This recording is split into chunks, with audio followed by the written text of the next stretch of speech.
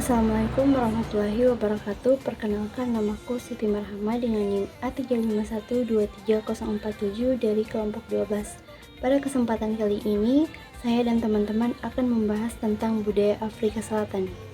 Nah, Afrika Selatan secara resmi dikenal sebagai Republik Afrika Selatan, adalah sebuah negara multi-etnis yang terletak di ujung selatan benua Afrika.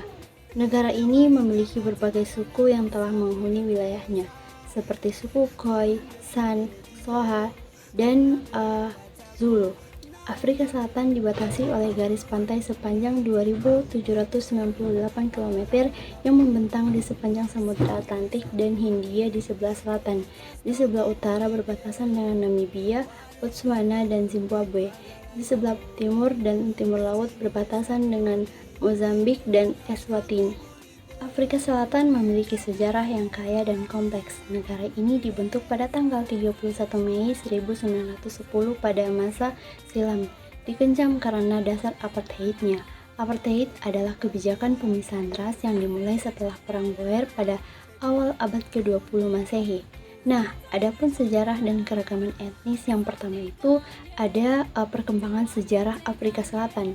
Namun, berkat perjuangan Nelson Mandela, politik apartheid dihapuskan pada tahun 1998 dan negara-negara di dunia segera membuka hubungan diplomatik dengan Afrika Selatan, termasuk Indonesia. Sebelumnya, Afrika Selatan dikuasai oleh Portugis karena memiliki kondisi tanah yang subur dengan hasil tambang emas yang berlimpah. Namun, pada tahun 1652, Afrika Selatan diambil alih oleh penjajah Belanda yang dikenal sebagai Afrikaner. Dan yang kedua, keragaman etnis dan suku Afrika Selatan merupakan negara multitiras dan mempunyai 11 bahasa resmi.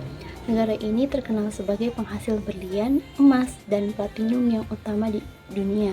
Afrika Selatan memiliki keragaman etnis yang mencerminkan keberagaman budaya dan populasi negara tersebut.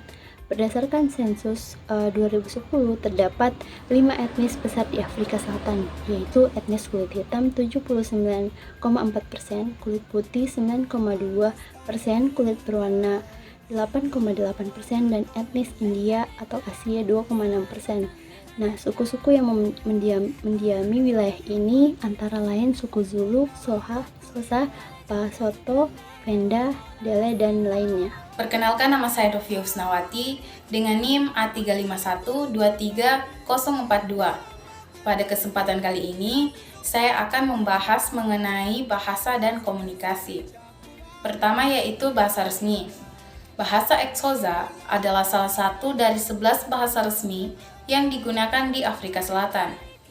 Bahasa ini dituturkan oleh sekitar 6,5 juta jiwa di Provinsi Tanjung Timur, Negara Bebas Oranye, Ciskei, dan Transkei di Afrika Selatan, serta diucapkan di Botswana dan Lesotho.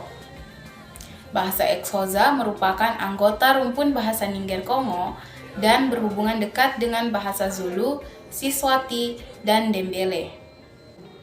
Selain itu, bahasa Xhosa juga memiliki sekitar 8,2 juta penutur bahasa ibu, dan 11 juta orang lainnya menggunakan bahasa Xhosa sebagai bahasa kedua, yang merupakan sekitar 18% dari populasi Afrika Selatan.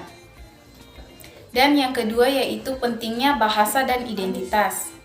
Bahasa dan identitas budaya sangat penting di Afrika Selatan, dan negara ini memiliki sejarah yang panjang dan kompleks dalam hal identitas nasional.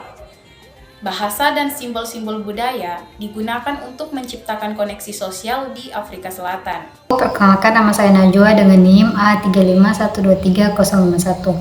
Baik, di sini saya akan melanjutkan yaitu agama dan kepercayaan. Agama Islam di Afrika Selatan didominasi oleh berbagai cabang agama Kristen seperti Protestan, Kristen Katolik, Kristen non-dominasi, dan Kristen lainnya. Selain itu, terdapat pula minoritas agama seperti Islam, Hindu, Yahudi, dan Bahai. Meskipun demikian, keanekaragaman agama tersebut tidak dapat dipisahkan dengan praktik agama tradisional Afrika yang berhubungan dengan tradisi agama rakyat atau sinkorisme yang juga pada akhirnya dipraktikkan bersama-sama dalam penganut agama Kristen atau Islam. Lanjut, seni dan musik. Pertama, warisan seni tradisional dan kontemporer. Ada beberapa contoh seni rupa tradisional, modern, dan kontemporer. Lanjut, seni rupa tradisional. Pertama, batik kain tradisional Indonesia yang merupakan warisan budaya dengan proses pembuatan yang masih menggunakan teknik tradisional. Kedua, wayang golek adalah seni tradisional yang Jawa Barat yang juga telah masuk ke wilayahan Jawa Tengah. Yang ketiga, kain songket adalah kain tenun tradisional yang tenun dengan tangan menggunakan barang emas atau perak. Yang keempat, keris senjata tradisional yang memiliki nilai simbolis dan artistika budaya Indonesia. Perkembangan kontemporer. Pertama, perkembangan globalisasi terhadap budaya Afrika Selatan.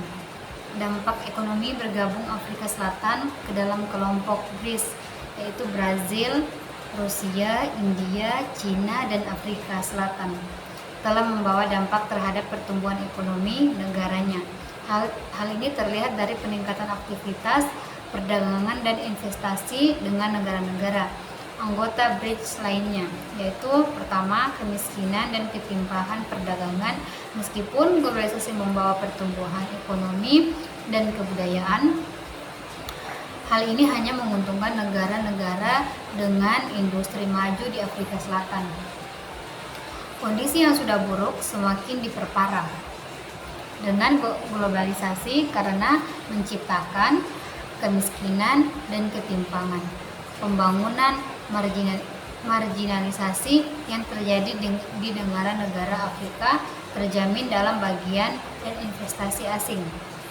Kedua, tradisi bagikan makanan di penghujung Ramadan, yaitu di Cape Town, Afrika Selatan terdapat tradisi bagikan makanan di penghujung Ramadan yang menunjukkan urgensi tambahan untuk sikap kemanusiaan karena inflasi yang mencolok. Hal ini mencerminkan dampak globalisasi terhadap kondisi ekonomi di kehidupan sehari-hari masyarakat di Afrika Selatan.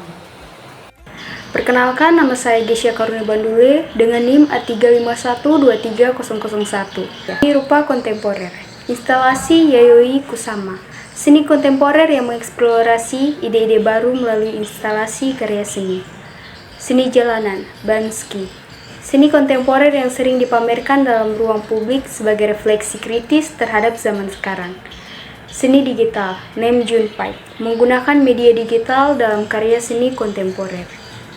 Seni performa, Marina Abramovic. Seni kontemporer yang melibatkan aksi atau pertunjukan sebagai karya seni. Seni rupa modern, konseptualisme, bentuk seni rupa modern yang menolak gagasan seni sebagai komoditas, lebih menekankan pada ide di balik sebuah karya seni. Yang kedua, ada peran musik dalam ekspresi budaya. Selama masa apartheid, musik menjadi sarana penting bagi mereka yang tertindas untuk berekspresi. Musik juga membantu menghubungkan orang bersama-sama dalam berbagai cara, memperkuat jalinan masyarakat yang pada gilirannya memperkuat komitmen.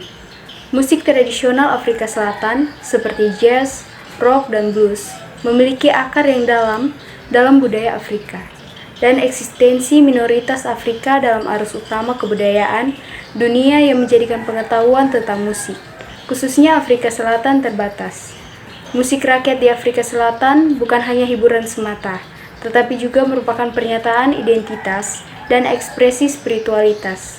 Musik juga memiliki peran dalam mengekspresikan ide-ide dan emosi, serta sebagai kendaraan dalam mengekspresikan emosi dalam berbagai kebudayaan. Selanjutnya yaitu mengenai tarian dan pementasan budaya. Pertama yaitu ragam tarian tradisional. Terdapat beberapa jenis tarian tradisional di Afrika Selatan. Salah satunya adalah tarian domba. Namun, tarian ini tidak dijelaskan lebih lanjut mengenai asal-usul dan gerakan yang dilakukan. Selain itu, artikel yang ditemukan juga menjelaskan mengenai tarian toi-toi, yang merupakan tarian protes yang digunakan untuk menyatukan jutaan warga kulit hitam Afrika Selatan dalam pertempuran melawan apartheid. Selanjutnya yaitu mengenai pakaian tradisional. Pertama yaitu makna dan keberagaman pakaian tradisional, seperti pakaian tradisional Capemolai. Komunitas Capemolai di Afrika Selatan memiliki pakaian tradisional yang mencerminkan pengaruh budaya Belanda, Afrika, dan Asia Tenggara. Pakaian tradisional ini dipakai dalam festival dan perayaan, seperti Kramat Festival di Chopoton. Pakaian tradisional suku Zulu. Suku Zulu di Afrika Selatan memiliki pakaian tradisional yang khas, seperti iso colo atau topi hiasan, izigege atau rok, dan danisa duaba atau sarung pinggang. Pakaian ini memiliki makna simbolis dan digunakan dalam upacara adat dan perayaan suku Zulu. Selanjutnya yaitu pakaian tradisional dalam festival budaya. Festival budaya di Afrika Selatan menampilkan keindahan dan tradisi yang mempesona, termasuk dalam konteks pakaian tradisional, yang mencerminkan keberagaman budaya di negara tersebut. Saya Rito Oktaviani dengan NIM A351230023. Saya akan menjelaskan tentang makanan dan kuliner.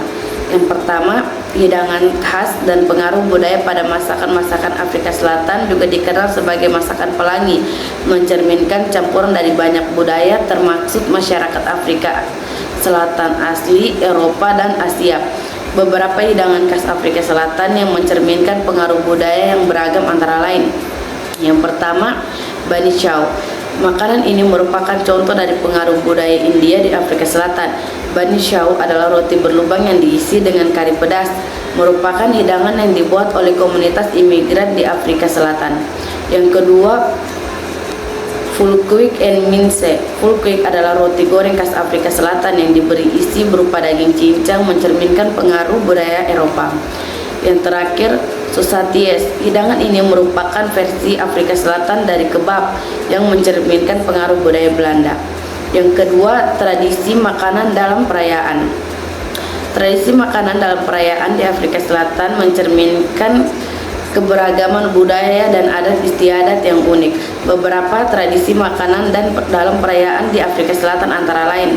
Yang pertama, perayaan Idul Fitri. Pada perayaan Idul Fitri, umat Islam di Afrika Selatan memiliki tradisi membagikan makanan kepada keluarga-keluarga yang kurang beruntung agar mereka juga dapat merayakan Idul Fitri dengan layak.